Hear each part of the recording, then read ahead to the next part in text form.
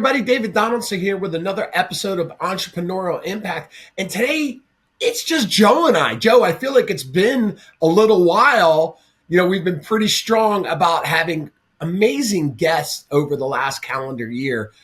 And I guess that's kind of where we look at it, is here we are at the end, essentially, of year 3. How crazy is that? I mean, I love it because I think I love it just because this is an awesome discussion points that we bring in for different people to, highlight some experts and some people that have different perspectives than us. And I think it's been an awesome experience of talking about not being the smartest person in the room for our topics and be able to get different voices and perspective, which I believe is huge in not only development, but education and just being able to provide value to everybody that tunes in, and my own personal and your development as well. I think it's cool just to see those different perspectives. But it's been when you do something that you do and love and enjoy doing on a regular basis. Yeah, it's kind of crazy. We've been 3 years. It doesn't feel like we've been doing it for 3 years. No, I mean, we kicked off in April of 2022. Right. So like I said, just under 3 full years. And, we're kicking off right around 140 episodes of, nonstop entertainment, if we can call it that, for our audience as we see our growth. But it's been an amazing, fun ride. So I appreciate being along that with you. So we've seen a lot of things happen. And, having been in the business a while, like I've seen some of the ebbs and flows. Unfortunately, I'm becoming part of history as long as I've had my real estate license now. And we've seen some of the ebbs and flows, and from '07 to 1920 with COVID spikes, right, to where we are today. All different ramifications of why things have happened, right? Although lessons learned. Here's what we can look at this year and just kind of list off some of the things that we experienced, right? We had the lawsuit, which was kind of the big ominous thing. It was out there for a while, but the settlement. And now here we are, not just past settlement, but past approvals. Let's start there. There was a lot of concern, rightfully so, around this topic. Where are we now with this? How do you feel about it now that it's in the rearview mirror a little, right? It's going to take more time, but we're past settlement and now we are past approval, right, for what the settlement was. How do you feel coming at the end of 2024 around the NAR? I think the one thing that immediately pops into my head is when you say, how do you feel, Joe? I don't feel anything about it. I'll tell you why, because my feelings around this whole situation doesn't change the economics, the industry, or what's going to pave the future. And I think that when humans, there's this whole, I've been reading Sales EQ by Jeff Blunt that, talked about fanatical prospecting. And one of the things he was talking about, is just that we allow disruptive emotions to impede our ability to define our future, because we are inherently as humans emotional, right? And it's because of feelings that we redo something, or feelings drive a lot of us in our behaviors and our habits. And I think when I think about the lawsuit, maybe I'm just psychotic or a sociopath. I don't know what it may be, right? But I look at it and say I have no control on any of that. There was some people in Sitzer Burnett in Missouri. So thank you, Missouri. Give a big shout out to the state of Missouri. Thank you for allowing that to us. Right. So I'm going to pass blame over to them. But inherently, it could have happened in any state, and they stopped some copycat lawsuits. And frankly, I look at it, and this might not be the best thing to ever say, is that our industry was ripe for disintermediation and disruption because of how we've historically provided value. Is that most of us, we had at the high point, I look at the numbers, right? At the high point, we had 1.6 million realtors, right? Most states are somewhere between 60 to 120 hours. You need a high school education, and you sit and do an online thing for 60 to 120 hours. You sit down, do a 45-minute test. You've been now approved for national and state level education, and these properties are being sold. Everything that you learn on that test has nothing to do with lead generation, needs analysis, negotiation skills, things you can offer and negotiate, and also things around settlement, from being able to be an expert with mortgage products and who's the best title, insurance, appraising, inspections. It's all these different things that if you look at just the state tests to get licensed compared to what an actual home advisor needs to be, the skill sets are completely different. And I think the biggest thing I see is huge opportunity in a down market, where I get excited about that, because if you're going to tell me that we've already seen it go from, we just got November stats from NAR. In October it was 155,000 for NA, or 1.55 million. Right now for November 2024, it's 1.52 million in total memberships. So I look at that and say we're at all-time highs, and that I'm going to bet on myself. I'm going to control what I can control, and I know that if I go into the market, like, I'm going to crush it. Not because of anybody being bad. It's just that I know exactly what the consumer needs. They need an advisor, they need a risk mitigator, and they need somebody to talk to about how they can deploy their capital into these home purchases so they can max out the return. So the days of like, yeah, here's your 5 options, and I don't really want to tell you anything because I don't want to be liable for your decision. Like, you have financial advisors and CPAs and attorneys that say, hey, here's your 3 options. I'm going to go on the book and say, these are my like legal professional opinion on how you could pursue this. I might give you 3 options, but I'm not going to tell you not to do them or give you 4 options and give you no guidance. Like, I think there's a time now to step into the advisory role and actually say, this is what your risk mitigation is going to look like. This is what could happen. These are the options. And then also, like, how I'm going to help you actually deploy your capital the best use necessary, right? Like, maybe you don't need to have 25% down. Let's get 12.5 on your primary and put 12.5 on your investment, and actually be an advisor and stop being a broker of like deals and just a transactional person that actually provides value, so that like when they think of real estate and investing or my primary function, I'm calling Joe or Dave, because they're not going to give me they're not going to be an order receiver. They're actually a true partner in that. And I think that lawsuit, if you were to take anything else, and I know I've gone long winded on this one, I think that lawsuit single-handedly put a spotlight on what is your value. If you had value, that's it, right? That's my thought. Value is the determining result for agents coming out, right? I completely agree with that.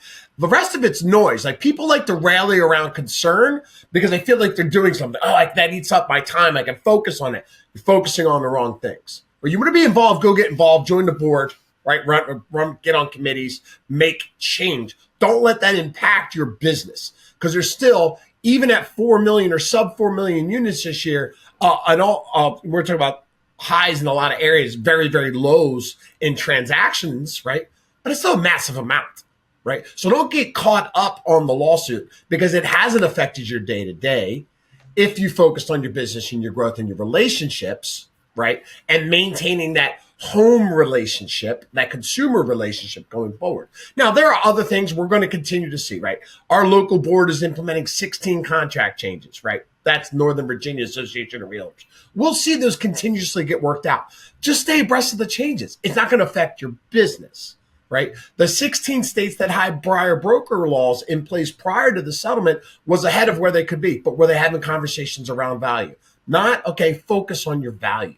Now we're seeing a lot of different brokerages and states start to stand up, and Arizona and Colorado are starting to look at things like, hey, we're going to allow non-NAR members going to the MLS. Who cares? Okay, that's another option that's value.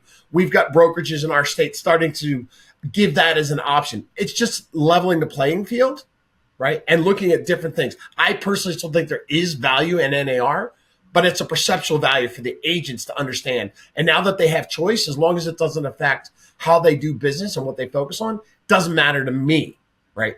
They're worried about the pennies that they might save in board dues and memberships and representation. Again, I go back to go get involved. Yeah, I think that value, participation, education is going to be like pretty high up there. All right, so let's recap 2024. So everybody, from brokerage to real estate agents to consumers, let's go through that, right? So I'll make this very simple. There was a ton of like the smallest since 1994 in unit count transacted across the U.S. So we were annualized in November at 3.96 million units, which would be, once again, the lowest since 1994 that's transacted. Yes, you want to know what, like, feelings-wise? If you were hustling and doing 4 times the work to make the same amount of money last year, that's probably pretty accurate based on the transactions of what you want to talk like golden handcuffs because of interest rates. And I think that for the most part, in my perspective, is that yes, that number needs to be at like 5.5% and an interest rate for most people to say, okay, I'll sell my home.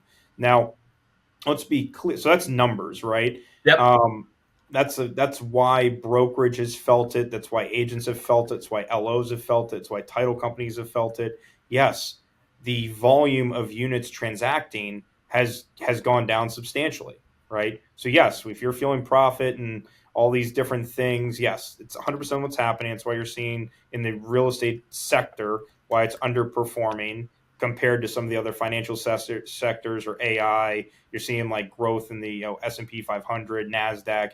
It's because you don't have a whole lot of real estate in there, and those real estate companies are feeling it because the transactions, all most of their revenue is coming from cost of sale or from businesses transacting the real estate units. So that's why everyone feels so like panicked, crazy, on edge. Emotions rising because of that. And then you throw into it what you brought up earlier was the NAR settlement. Is that like we've historically not seen um, buyers balking at their buyer broker agreement and what their compensation model is around that. I think everyone's going to have a different model. You're probably going to see some limited broker services. You're probably going to see some a la carte services. You're probably see some flat fees and whatever you want to call. I don't really care what the model is on it, but what your value is and who your consumer is going to determine how you're going to have your economics moving forward.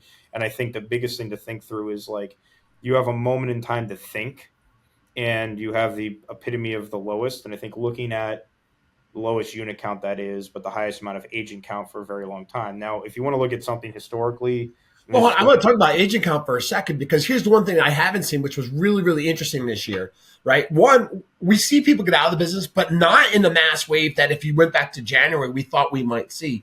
And two, especially locally, I mean, again, we're a national program here, Joe, but if we look at our local numbers here in the DC metro area in Virginia, we've seen still continue massive amounts of people to get their licenses. so here's my bet. All right, so if one of my business partners, Bowman Keaty, says no one ever gets remembered uh, because they said something that everybody else said. It's always the maverick that goes out like John the Baptist, into the or Moses into the desert, and you're crazy, but then all of a sudden it comes true. So here's what I did. I'm finance background, and I like numbers, not because I'm like I just like numbers tell a story, and if you can figure out what numbers are telling you, you have an indication of education, but inside information to make better decisions on. So I went back through now. I'll give you some projections. I mean, you don't have to read this out, but Housing Wire, Altos Real Research, Zillow, and Goldman Sachs have all come out with a projection of between 4.2 million and 4.3 million units transacted for 2025. Shocker, NAR came out and said 4.9 million. I wonder why that is, right?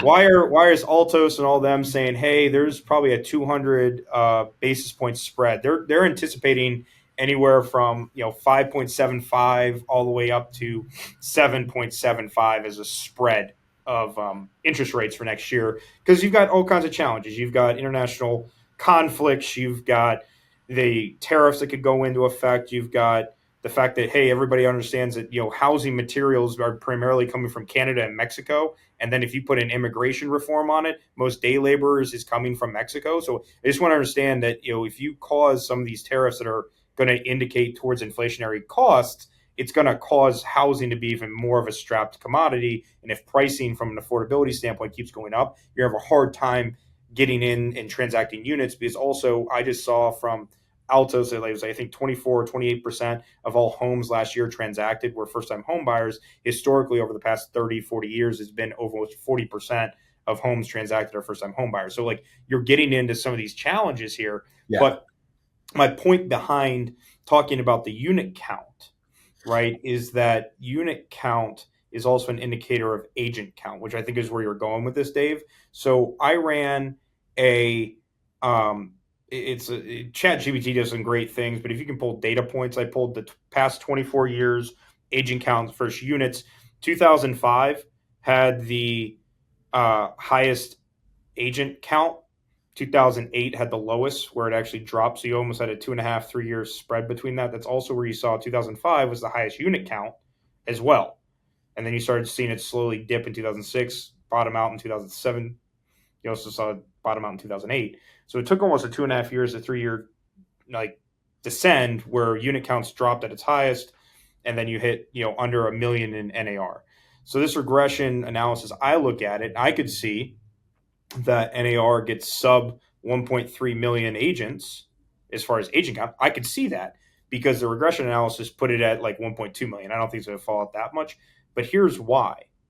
You have a direct correlation to units. You also have a disintermediation on how people get paid. And you're also seeing a lot more transparency around what is the value of homes. So if you put all those things together, and you're also saying that, hey, you don't have to be a member of NAR in order to get access to an MLS and contracts, you see a lot of disintermediation happening, and you could see a lot of the NAR's memberships drop, which I could see happening. And I do believe it's going to happen. Well, and that'll be the differentiating factor. Like if we look at membership count, right, they're not tracking that as well as that they're going to need to going forward, right? Because you're going to see while NAR numbers come, it's not a true barometer of licensed transactions actually happening out there by some sort of representation. That's what's going to change. So when I say the field hasn't changed as dramatically as we thought, that's if there is a 1.2 or a 0.3, that's not going to be a true reflection of people out there working in the business. Correct. And you also, NAR came out and anticipated an 8% decline. So they're already anticipating a 1.4 million realtors at the end of 2025.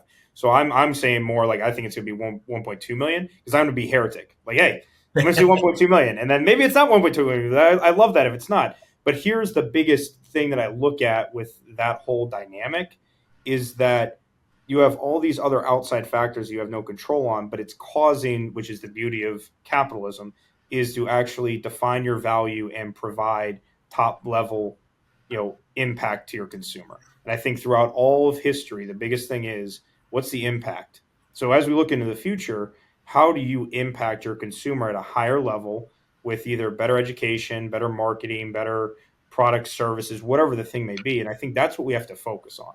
Because right now, going into NVAR, for those who are listening that are in Northern Virginia, the DMV area, for the Virginia NAR account came out yesterday that we got documents on. There was a 1,700 agent drop between October 2024 to November 2024. So you're 17. starting to see the unit count, not that unit count issue of like, hey, I can't just receive a lead and transact on it. Like you actually have to lead gen, you have to provide value, you have to create a relationship and also provide products and service and an experience that people need. And that's why you're seeing this drop off, in my opinion. Now, you touched on, obviously, we have some uncertainty, right? We're coming out of an election, right? So we know the results of that.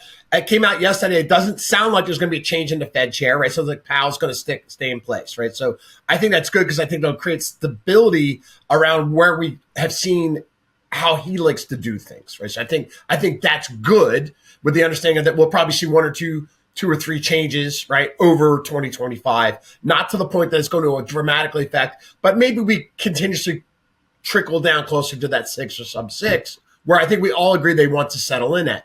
Two, when you talk about tariffs, right, Canada and Mexico, that is the one, and I'm not going to talk about tariffs as much as I'm going to talk about construction. That's the one hangover still from 07, 08, 09.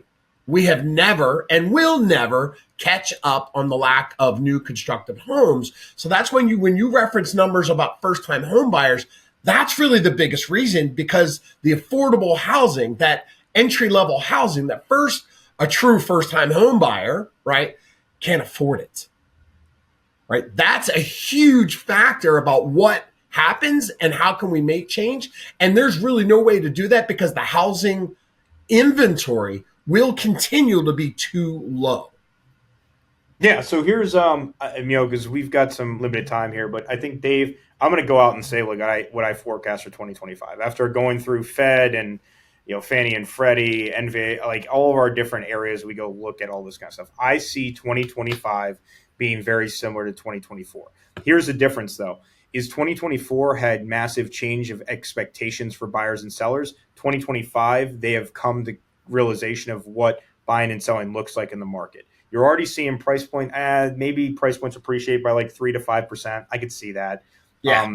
You see some spike up in negotiations during the spring market, but inherently you're seeing days on market throughout the entire, at least in our state, has just increased. Days on market increasing. They're still getting at list price or above list price at closing. So like you're not seeing being above, like it's listed inappropriately as far as price point goes. So I think you're going to get same type of transaction units, maybe a little bit more, probably to 4.2, 4.3 million. I think that's accurate. I don't think interest rates go below 6%. I think they stay in somewhere around the 6.5.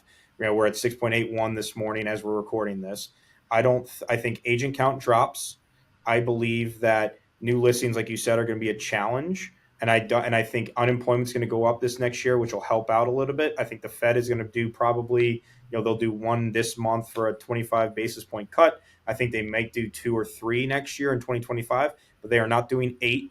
And I believe that people still need to buy and transact. I think people are going to realize, like, hey, this is our new normal. I hate to use that quote unquote, this is our new normal, but Yeah. they now expect this interest rate, this type of inspections, this type of negotiations, and they're also now expecting what compensation looks like for representation.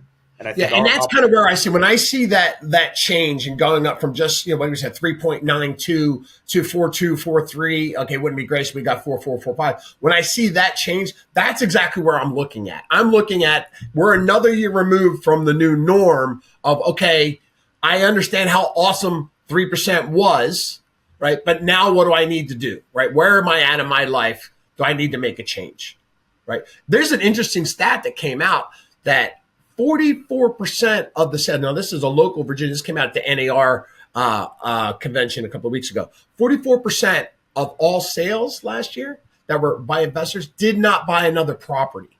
Mm-hmm. I think, right? So that's an interesting step because what you're saying is like the investors are starting to sell. So we'll continue to see them sell off, right? Because the volume is so high as far as the value of their properties will continuously maintain and continuously grow up. The question is, where are they going with the other money, right? And is that an opportunity there for other people to not know, right? Hey, I've been sitting on this money for 20, 30 years and that don't understand capital gains. So when I look at, hey, how do we add inventory to the market? It's again going back to the education of the agents, right? Being able to educate the people that own properties that think they might be trapped by antiquated cap gains laws, right? They changed what, 87, right? That if they've been in the house that long, they think, oh, I only have this once, right? Or am I limited so much I can do?